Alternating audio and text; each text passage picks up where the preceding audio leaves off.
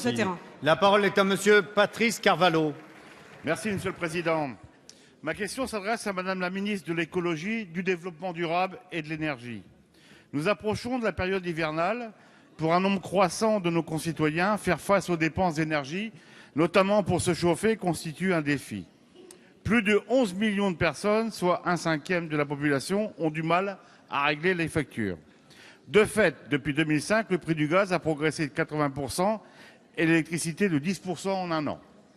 Le fioul, quant à lui, est soumis aux fluctuations des prix du pétrole, mais également à l'augmentation de la TVA et de la contribution climat-énergie, appelée à monter en puissance et à renchérir les prix.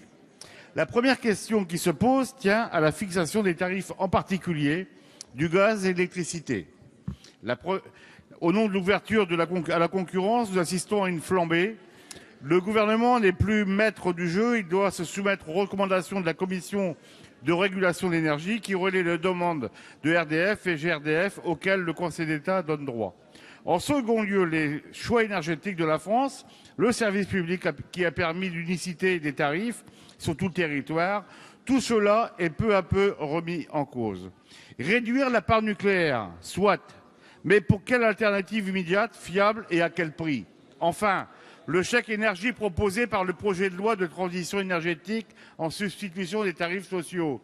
Nous ne connaissons ni le montant, ni les critères. Madame la ministre, l'enjeu majeur est de garantir aux Français ce modèle qui a permis d'offrir les tarifs les plus bas d'Europe grâce à des choix publiquement maîtrisés. Sa mise en cause progressive accroît la précarité énergétique. Que proposez-vous pour inverser cette dérive libérale? Merci. La parole est à Madame Ségolène Royal, ministre de l'Écologie, du Développement durable et de l'Énergie. Merci, Monsieur le Président. Monsieur le député, Mesdames et Messieurs les députés, vous m'interrogez plus particulièrement sur l'aspect précarité énergétique et sur la façon dont le projet de loi dont nous débattons actuellement y répond. D'abord, je voudrais vous dire que le gouvernement a déjà agi avec l'extension des tarifs sociaux d'électricité et du gaz à 4 millions de familles. Et le chèque énergie qui va être créé dans le projet de loi pour la transition énergétique va élargir à toutes les formes d'énergie ce soutien aux familles modestes et en particulier va l'étendre au fioul. La trêve hivernale s'applique désormais au gaz et à l'électricité, vous l'avez dit à l'instant. Le gouvernement a également décidé le renforcement des moyens de l'Agence nationale d'amélioration de l'habitat pour permettre à plus de familles à revenus modestes de faire les travaux d'isolation d'énergie et donc de baisser leurs factures. Ensuite, le gouvernement a décidé de contrôler les prix de l'électricité notamment, vous le savez, puisque nous avons annulé la hausse des 5% qui était prévue au 1er août dernier, qu'un décret qui réforme la façon dont sont fixés les prix de l'électricité est actuellement en cours de consultation et vous avez parfaitement raison de dire que désormais, il est mis fin à l'augmentation automatique de ces prix pour que les citoyens payent le juste prix de ce qu'ils consomment et sachent exactement ce qu'ils consomment.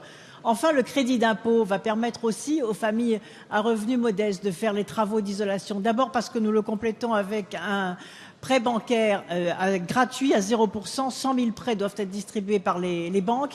Et ensuite parce que les régions vont être autorisées dans le projet de loi de transition énergétique à faire le tiers financeur, c'est-à-dire à faire l'avance des fonds pour les familles qui ne peuvent pas faire l'avance des fonds de travaux d'isolation énergétique et de performance énergétique de leur logement. Enfin, le déploiement des compteurs intelligents ira prioritairement aux familles en situation de précarité. Donc, vous le voyez, monsieur le député, avec la création du droit d'accès à l'énergie auquel vous avez contribué, le projet de loi répond à la préoccupation qui est la vôtre.